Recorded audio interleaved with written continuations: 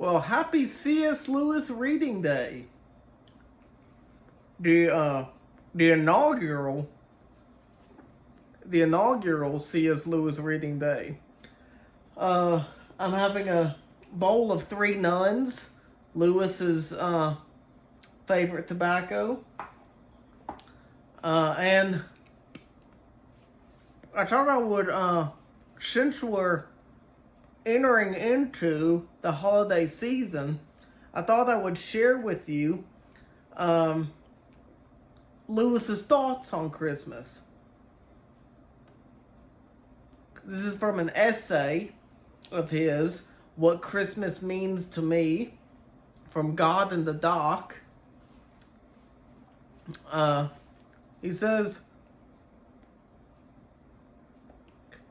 three things go by the name of Christmas. One is a religious festival. This is important and obligatory for Christians.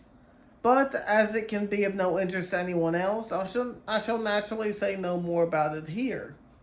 The second, it has complex historical connections with the first, but we needn't go into them, is a popular holiday, an occasion for merrymaking and hospitality. If it were my business to have a view on this, I should say that I much approve of merrymaking. But what I approve of much more is everybody minding his own business. I see no reason why I should volunteer views as to how other people should spend their money and their own leisure among their own friends. It is highly probable that they want my advice on such matters as little as I want theirs.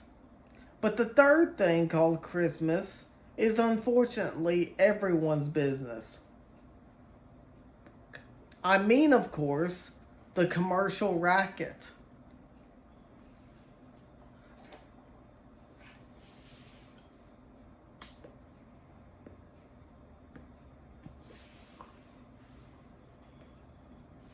And Lewis describes the commercial racket in another story from this same collection of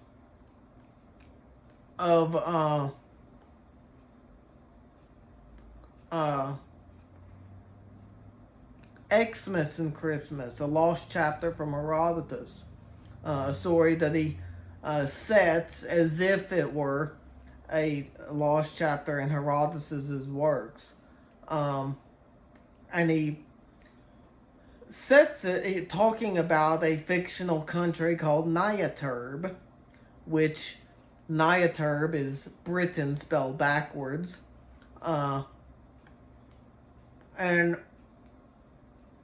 it's all about the ridiculous things that the general people of Niaturb do in celebrating Christmas, and all the craziness of it, because the commercial aspect can be a crazy time of year. But then there was also, in that story, a small segment who observed a different holiday that centered around a baby, and it was more a time of reflection and penance and setting your heart right with God, and it just a fascinating dichotomy that he makes there. And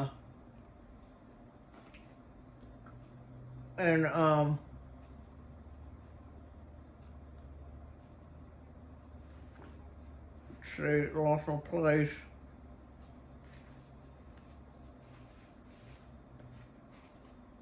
Yeah, and in this essay, he goes on, the interchange of presents was a very small ingredient in the old English festivity.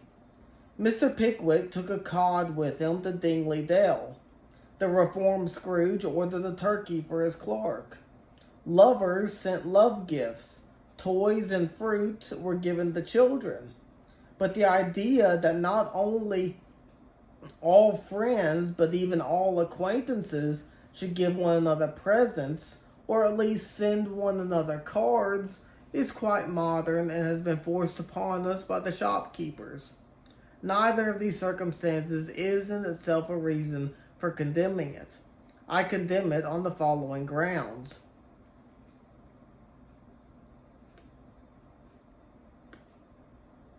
1.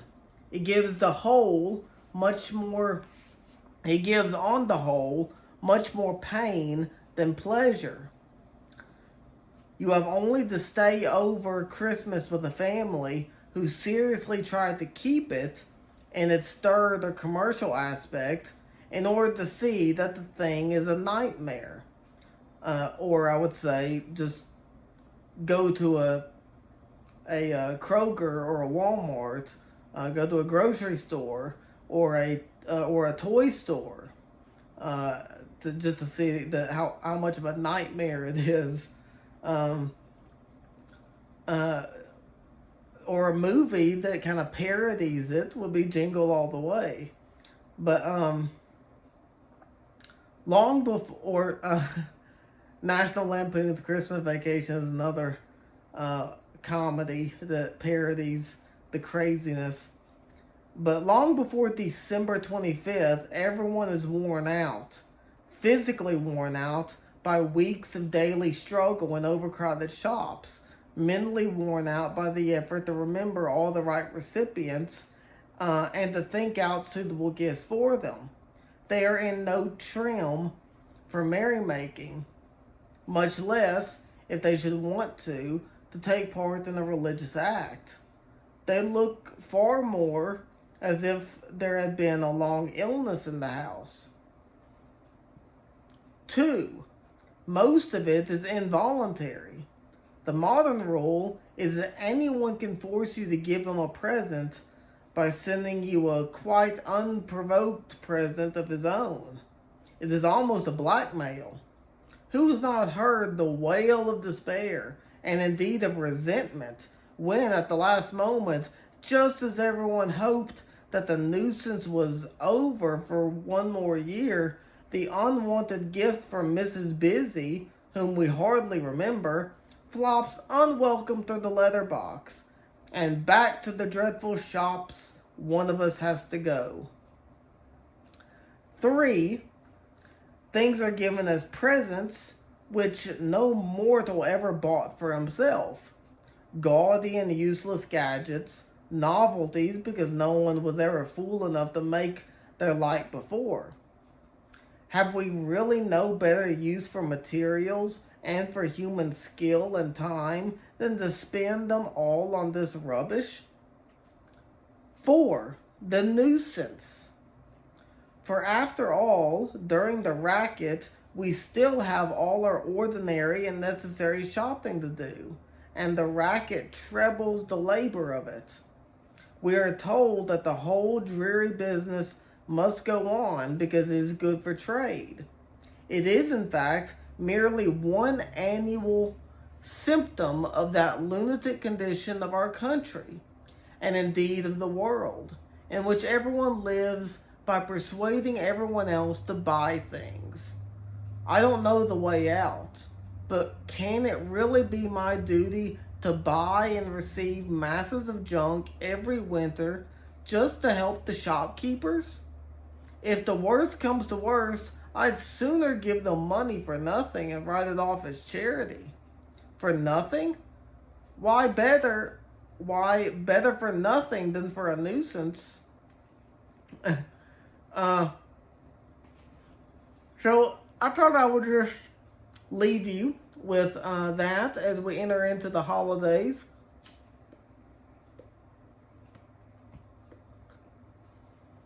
And maybe I mean, this is in many ways the most wonderful time of the year.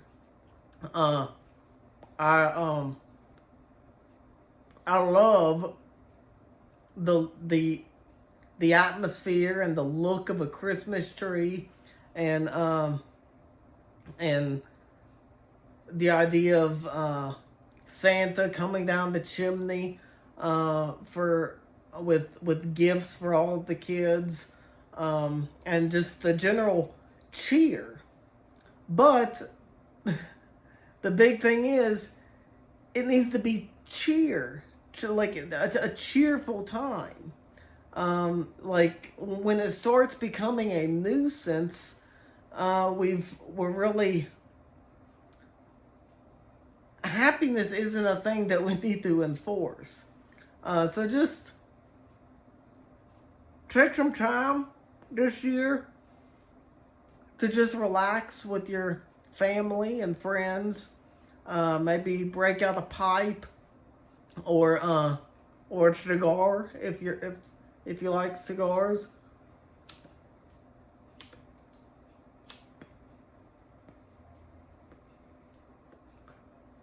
And just think on the fact that God became one of us.